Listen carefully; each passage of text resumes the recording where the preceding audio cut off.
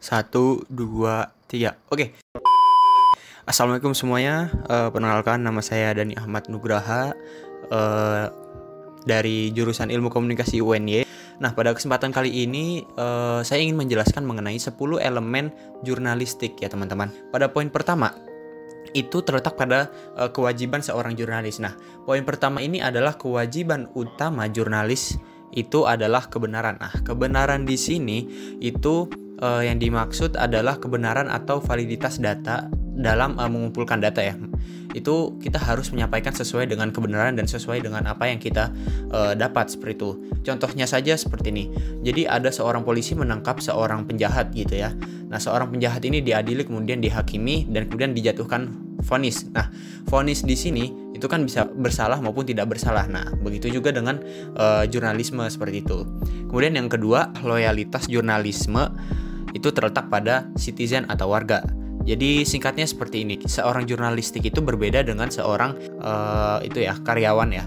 Nah, jadi kan kalau karyawan itu dia lebih berfokus atau loyalitasnya kepada majikannya gitu.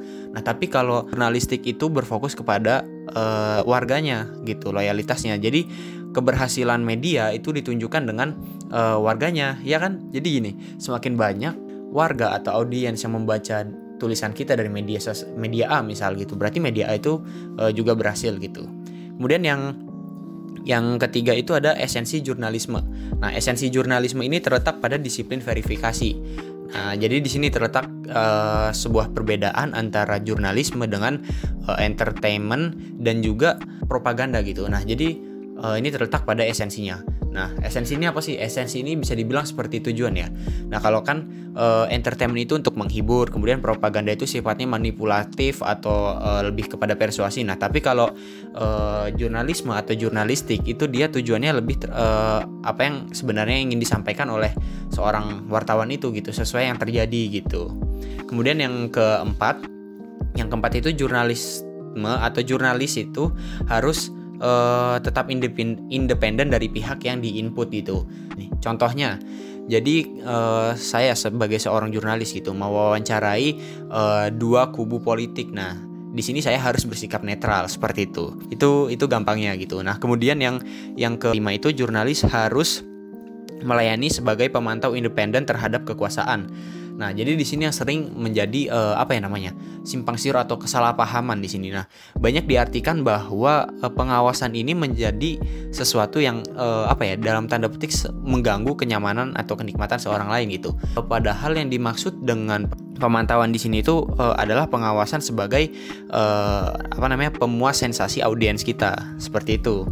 Jadi tidak berlebih sampai mengusik kehidupan orang lain, pribadi orang lain itu udah termasuk ke dalam kejahatan juga ya. Nah, kemudian lanjut di poin ke-6 itu ada jurnalisme harus menyediakan forum bagi kritik maupun komentar dari publik.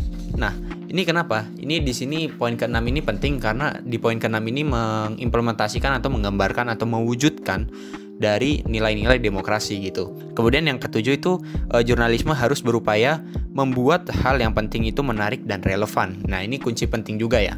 Kan kita juga banyak mengenal terutama di media yaitu ada namanya clickbait. Nah, kemudian ya seperti itu memang penyalahgunaan, tapi itu memang harus dirangkai semenarik mungkin agar dapat menarik perhatian pembaca, audiens seperti itu. Kemudian yang ke-8, jurnalis harus menjaga agar beritanya komprehensif dan proporsional. Nah, di sini itu artinya jurnalis itu harus membuat suatu berita yang komprehensif dan proporsional, artinya dapat menjadi suatu peta navigasi bagi para pembacanya atau audiensnya gitu. Kemudian yang ke-9 adalah jurnalis mewakili kewajiban untuk mengikuti suara nurani mereka. Nah, suara nurani di sini itu lebih bersifat kepada kebebasan berpendapat ya kalau saya bilang.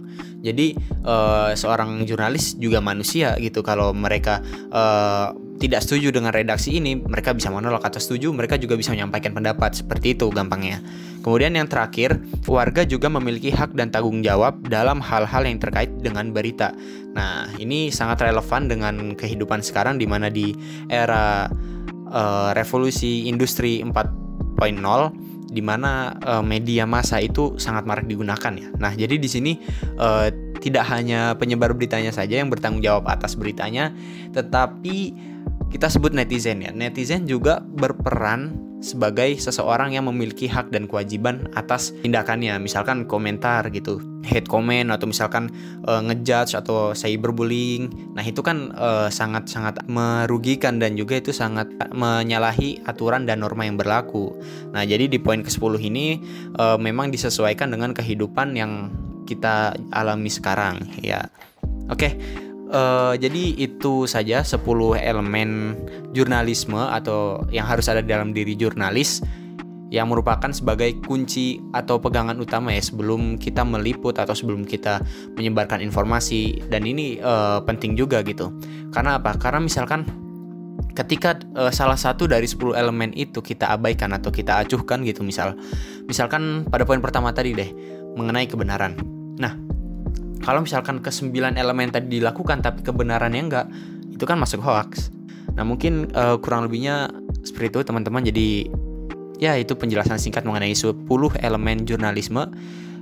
Jadi kalau ada kurang dan salahnya tolong dikoreksi bersama. Ya, sekian. Dadah.